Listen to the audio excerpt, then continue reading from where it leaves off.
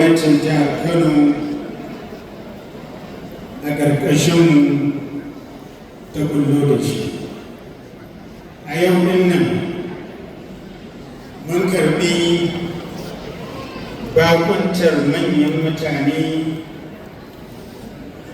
mata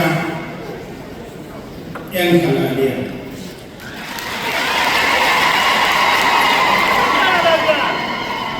Mata masu alƙawari, masu riƙe alƙawari,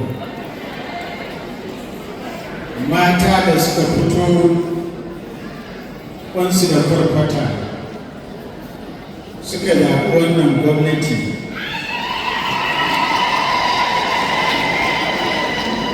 wanda suka yi ɗamara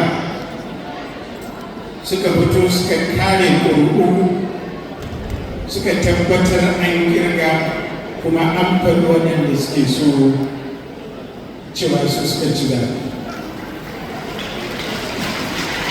A yau cikin ikon Allah mun tara ku a wannan ɗaki domin mu ma mu saka muku da alheri na irin gudunmawar da kuka ba. Lokacin yakin ga neman ƙuri'unku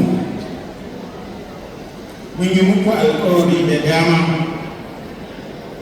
za mu lura da ku, za mu ɗau nauyinku, za mu ba ku tallafi, za mu tabbatar kowace a cikin ku Allah ya yarda ta samu sana'ar yi kuma ta rage wannan sana'a domin ta ɗau nauyin kanta da 'ya'yanta da ma mazajen ku ga masu aure.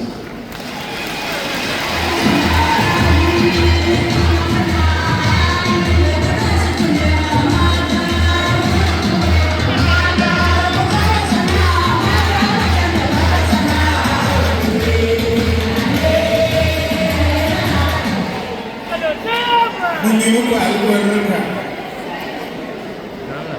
za mu lura da kiwon lafiyar ku, musamman mata masu juna biyu da kuma lafiyar yara ƙanana. Kuma muna masu alfahari da ƙara wa gode wa Allah subhanahu wa ta'ala cewa mun cika wannan alƙawari kuma muna kansa.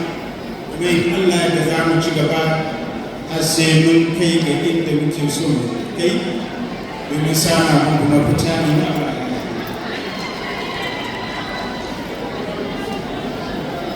A yau la'akari da irin gudunmawoyin da kuka bayar da cewa mata su ne rayuwar al'umma, domin kuke tarbiyyar da 'ya'ya, kuke lura da iliminsu,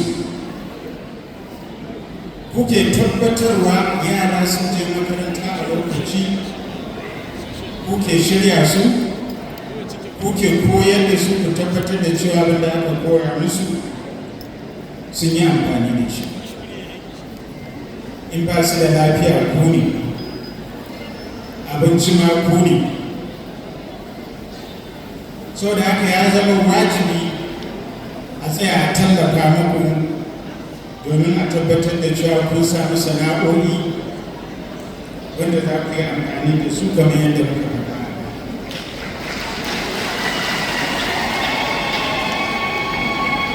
Idan ba za ku manta ba, tun da muka zo muke ƙoƙari mu kyautata muku, mun bujiro da ayyuka masu yawa, musamman abubuwan da suka shafi harkar kiwon lafiya da harkar ilimin da samun muku sana'o'i. Mun yi ƙoƙari mun fara gyara manya-manyan asibitoci a faɗin wannan jihar, musamman manyan asibitocin da suka fi ɗakunan haihuwa da kuma wajen lura da yara ƙanana. Muna nan muna ta gyare-gyare a asibitoci na faɗin ƙananan hukumomin mu baki ɗaya.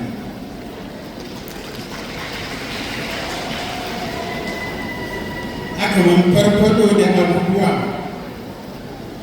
domin taimakon yara ƙanana, sai muka ga cewa ba za mu tsaya a nan ba. Lokaci ya yi da za mu fito mu ba ku tallafi na kuɗaɗe domin ku je ku samu sana'o'in da za ku yi ku ci gaba da rike ƙauye. A shigowar mu mun ba da tallafi da yawa. Mun ba da tallafin 10,000, mun bayar da na 20,000, mun bayar da na 30,000. Mun ba wa mata tallafi na awaki, mun ba da na tuwakai, wasu ma mun ba da na shanu. Duk a ƙoƙarinmu na mu taimaka muku. Wannan karan sai muka fito da tsari mai kyau. Muka ce bari mu ɗauki mata 100 a kowace ƙaramar hukuma.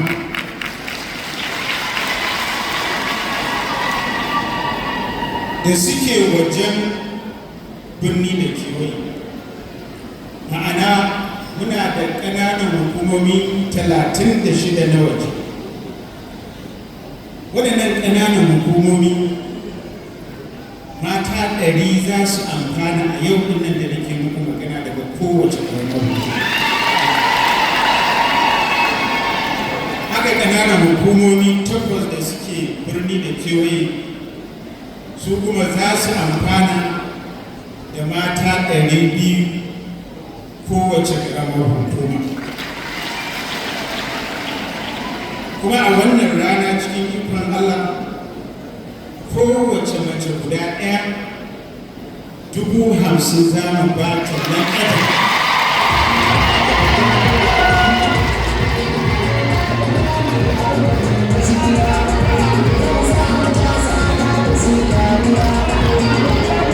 Wannan 100,000 da za mu ba, 50,000 da za mu ba kowace, muna so ne a yi amfani da su wajen ƙananan sana'o'i. Duk macen da aka ba ta 50,000 ya yi ninkin abin da da ake bayarwa. To muna so a ce ta kirkiro da wata sana'a, ku muka ba dama kowace ta zaɓi sana'ar da take so ta yi, ba mu za mu zaɓa mu. Sana'o'i suna nan da yawa.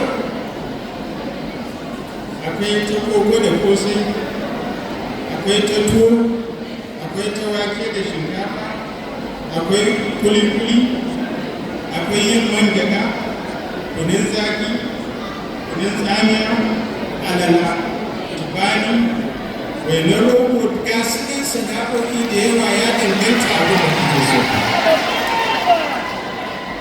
Ko da haka cikin ikon Allah duk wanda suke nan ba za su fita ba sai mun ba su 50,000 a wannan lokaci.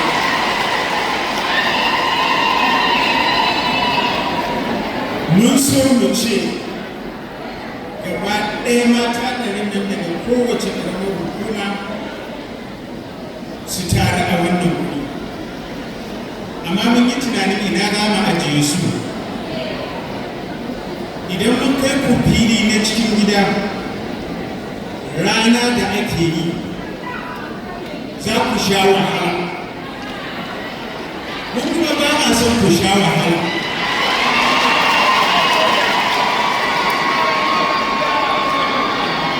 So muke yi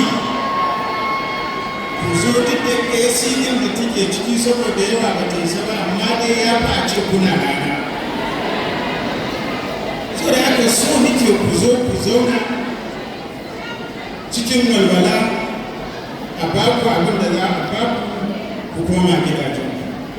Shi yasa muka yanke shawara kowace ƙaramar hukuma a ɗauko mutum 20. Idan gwamna ya zo ya ƙaddamar, to sai a koma kuma ƙananan hukumomi, kuɗaɗenku suna nan cip a cikin ambulan birnin su.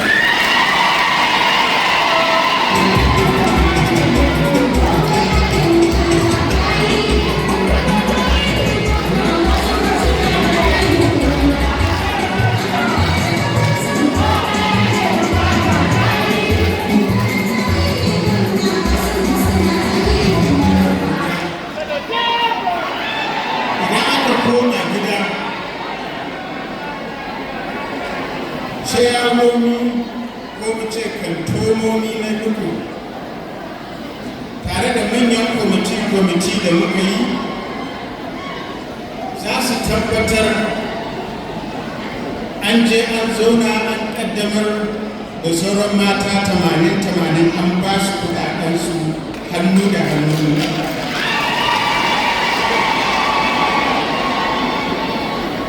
Wannan shi ne dalilin da ya saka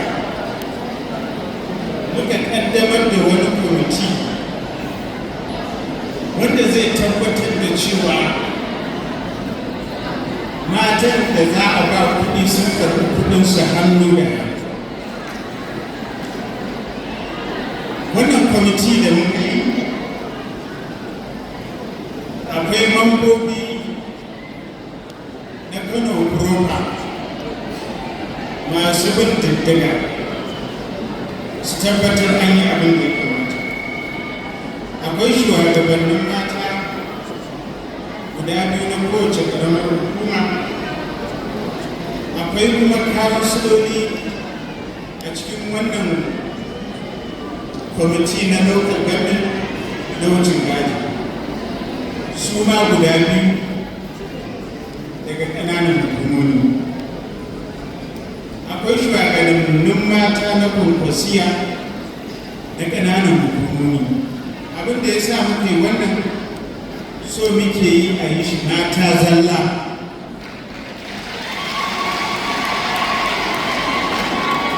Mun tabbata waɗannan in suka bi suka tabbatar kowace mace ta samu abin da aka bata, ba mutum za a sa wani son zuciya ko wani abu da zai bada. Muna so mu gaya muku cewa wannan tallafi da a yau muka kaddamar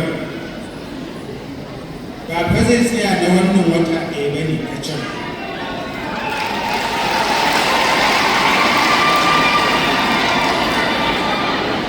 Duk watan duniya in Allah ya yi za mu yi irin wannan tallafi a wannan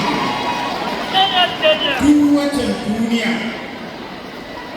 za mu ɗaiɗo mata 100 daga kowace ƙaramar hukuma na waje da mata 200 daga ƙananan hukumomi 8 na birni da kewaye, mu zo wannan guri ko mu je wani guri mu sake ba su tallafi na 50,000.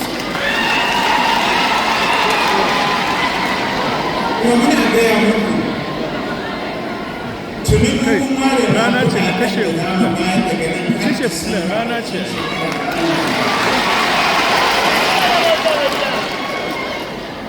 Saboda kada wani abu ma ya zo a ce a yi haƙuri wannan wata babu kuɗi sai wani wata mun wuce wannan yanayi, mun tanadar muku kuɗin da za mu.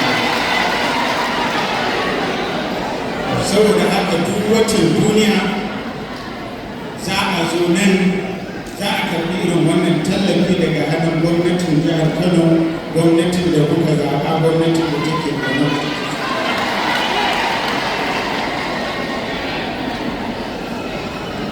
Muna so mu gaya muku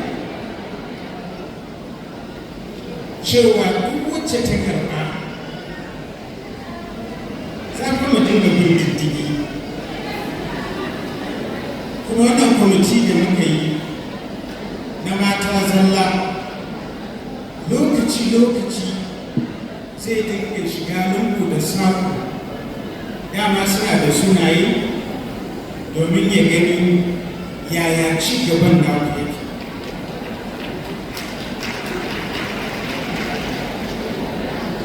Ana samun riba mai yawa ko menene matsalolin? Idan akwai matsaloli za su da su mana bayani, mu kuma za mu yadda za mu inganta. Amma duk wacce ta sa wannan kuɗi 50,000 ta cinye, ta tabbatar cewa idan kwamiti ya zo ya faɗa, to za ta biya al'ummar jihar Kano. Da aka muna roƙon mun shiga wani yanayi na damuwa, yanayi na talauci, yanayi na alkinta abin da Allah ya baka.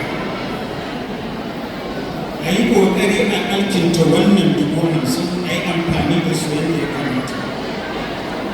Burinmu shi ne shekara mai zuwa in Allah ya yi ga a cikinku daga cikin wannan tallafi da yawan ku suna tallafa wa yara ƙanana, musamman masu talla, yadda yake za a rage tallace-tallace wanda yaran ƙanana suke yi, yadda yake za su samu dama su ma su dinga shiga makarantu suna yin karatu kamar yaran.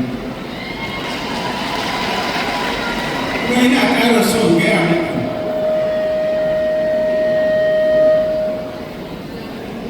cewa mun yi tsari mai kyau, ba da ka muka ɗauko ku ba, ba son zuciya aka ba, abin da ya kamata a yi shi aka. Shi yasa lokacin da muke campaign muka fito da wani tunani na cewa mu yi form wanda muka rarraba muku ƙananan hukumomi a yankin, kuka cike wannan form. Tunda muka shigo da yawan ku suna tunanin wannan form ya zama takardar tsire ko? Amma abin alfahari kowace tana riƙe da nata. Wannan form shi ne abin da muka kirawo yanzu. Muka sa shugabannin CRC na jiha da ƙananan hukumomi suka zo wajen ku suka tattaro wannan form. A wannan yanayi ina so na yi amfani da wannan dama da gode wa shugabanni na CRC da na jam'iyya waɗanda suka tashi ba da ba rana suka tabbatar an shiga lungu da samu an tarkato waɗannan forms da muka ba ku lokacin da muke yakin neman zama. Muna amfani da wannan dama mu gode wa shugabanni masu rike da mukamai na gwamnati, musamman waɗanda aka ɗora wa alhaki na bincike da alkinta labarai da takardu na gwamnati. Wannan ɓangare ya yi matuƙar ƙoƙari, domin a yadda nake gaya maka tun da aka yi Kano ba taɓa samun tsari wanda aka yi documenting, aka tsara, aka sa sunayen kowa. Yau sunayen duk yana cikin kwamfuta, lambobinku suna cikin kwamfuta, sunayen ƙauyukan ku gaba ɗaya suna cikin kwamfuta. Wannan sabon tsari ne da aka fito da shi. Ba ma wannan ba, duk aikin gwamnati, fitar gwamna, duba aiki, ƙaddamar da wani abu, zuwa ɗaurin aure, zuwa jana'iza, zuwa ta'aziyya, zuwa duba marar lafiya, cikin kwamfuta tun daga muka zo har zuwa yau babu inda a duniya za a nemi wani labari ko wani information a kan gwamnatin jihar Kano da al'ummar jihar Kano da matan jihar Kano a duk duniya wanda ba za a sami ta